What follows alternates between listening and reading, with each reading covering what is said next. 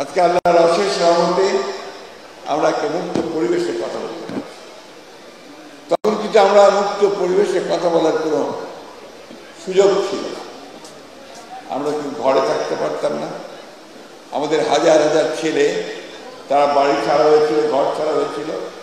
আমাদের মানুষেরা গ্রামে গঞ্জে পর্যন্ত তার নিজের বাসায় থাকতে পারত, খেতে খামারে এবং সেই জঙ্গলের মধ্যে গিয়ে আশ্রয় নিয়েছে। এই সংগ্রামে যেমন আজকে এখানে আহতরা আছেন, আমি জানি কয়েক হাজার আহত আছেন, ঠিক তেমনিভাবে আজকে আমাদের গ্রামে গঞ্জে প্রায় ৬০ লক্ষ মানুষের বিরুদ্ধে মিথ্যে মামলা দেওয়া আছে। আমাদের প্রায় ৭০০-র মতো বেশি নেতা কর্মী সহ গুম হয়ে গেছে। আমাদের যদি পানি লাগে নিহত হয়েছে প্রায় ২০,০০০-এর উপরে সব মিলিয়ে। এই একটা আত্মত্যাগ, যুদ্ধ, সংগ্রাম, লড়াই এর মধ্য দিয়ে কিন্তু আমরা এই জায়গায় আজকে এসে পৌঁছেছি। ৫ মাস পরে অনেকেই জিজ্ঞাসা করছে যে আমাদের অর্জন কি? অর্জন হচ্ছে আজকে আমরা এখানে দাঁড়িয়ে নিঃসংকোচে কোনো নির্ভয়ে আমরা কথা বলতে পারছি, এটাই আমাদের একটা বড় বিজয়। এখানে একটা ভূমিকা আছে বড়। এবং আজকে আমি তাদের যে কাউন্সিল হয়েছে, সেই কাউন্সিলে যারা নতুনভাবে নির্বাচিত হয়েছেন, আমাদের মুজিবুর রহমান মঞ্জু সাহেব এবং ব্যারিস্টার ফুয়াদ সাধারণ সম্পাদক হিসেবে আমি তাদেরকে আন্তরিক অভিনন্দন, শুভেচ্ছা জানাচ্ছি আমার দল বাংলাদেশ জাতীয়তাবাদী দলের পক্ষ থেকে, আমার নেত্রী দেশনেত্রী বেগম খালেদার পক্ষ থেকে, আমার নেতা জনাব ভারপ্রাপ্ত চেয়ারম্যান তারেক রহমানের পক্ষ থেকে। ফ্যাসিস্টের বিরুদ্ধে গণতান্ত্রিক সংগ্রাম খুব কমই সফল হয়। আমরা এই সশস্ত্র ফ্যাসিস্ট বাহিনীর বিরুদ্ধে, হাসিনার বিরুদ্ধে, তার সব বাহিনীর বিরুদ্ধে আমাদের ছেলেরা তাদের যে উত্তাল আন্দোলন, সে আন্দোলনে এটা আমাদেরকে সেই সাফল্য এনে দিয়েছে।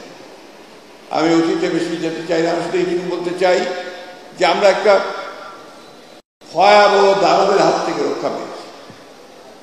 আজকে একটা পরিবেশ এসছে, যে পরিবেশে আমরা আবার নতুন করে বাংলাদেশকে নির্মাণ করবার স্বপ্ন দেখছি, কথা বলছি। আমরা যেন এই পরিবেশটা, এই স্বপ্নটাকে নষ্ট করে না দিই। আমাদের সমস্ত প্রভোকেশনের পরেও আমরা যেন আমাদের সিদ্ধান্তে অটল থাকি।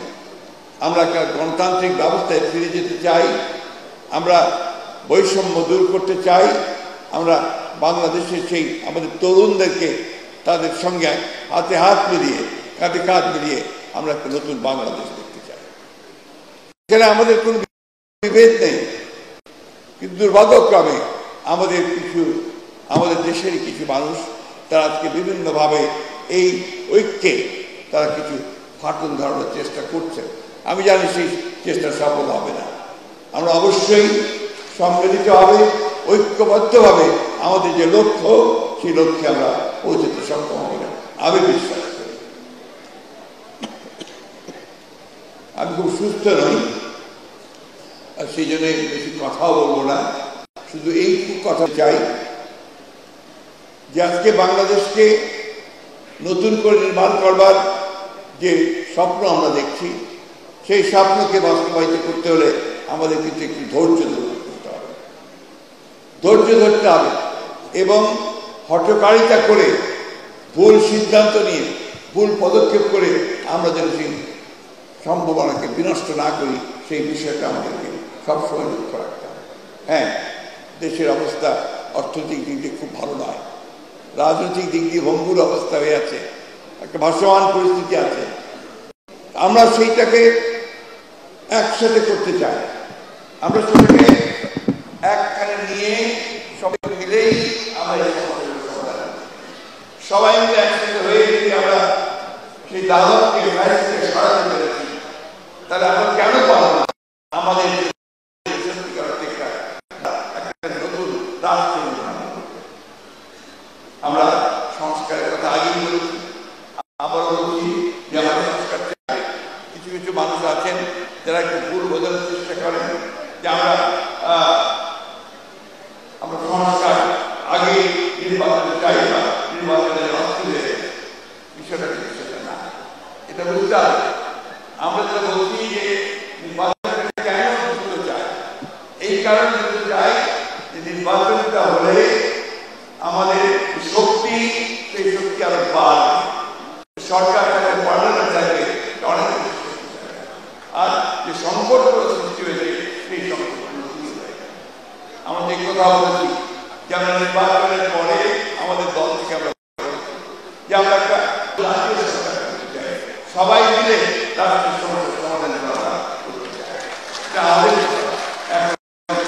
যারা অন্যান্য দলে আছেন, যারা রাজনৈতিক দলগুলো আছেন, তারা অবশ্যই এটা ভাববে, চিন্তা করবে এবং সেই হিসাবে তারা তাদেরকে মতামত সেই মতামত। আমি বিশ্বাস করি তত্ত্বাবধায়ক সরকার বলছি না, আমরা বলছি ইন্টারিম গভর্নমেন্ট, সেই ইন্টারিম গভর্নমেন্ট তারা তাদেরকে আমরা সমর্থন দিয়েছি, সমর্থন দিয়ে যাচ্ছি এবং এই সমর্থন দিয়ে তাদের পক্ষে সম্ভব আমরা একটা পথ খুঁজে পাবো, যে পথে আমার বাংলাদেশ পার্টি, এবি পার্টি তরুণদের, আমি ব্যক্তিগতভাবে খুবই আশাবাদী যে দলের মধ্যে যে সমস্ত তরুণেরা যারা দল করছে, দলকে সামনে এগিয়ে নিয়ে যাচ্ছে, তারা অবশ্যই সফল হবেন। বাংলাদেশে এবি পার্টি একটা গুরুত্বপূর্ণ রাজনৈতিক ভূমিকা রাখতে সক্ষম হবে আমি বিশ্বাস করি। আমি আবারও সব শেষে আপনাদেরকে আহ্বান জানাবো যে আসুন আমরা সবাই ঐক্যবদ্ধ থেকে আমাদের যে স্বপ্ন, সেই স্বপ্নকে আমরা বাস্তবে। সকলকে ধন্যবাদ।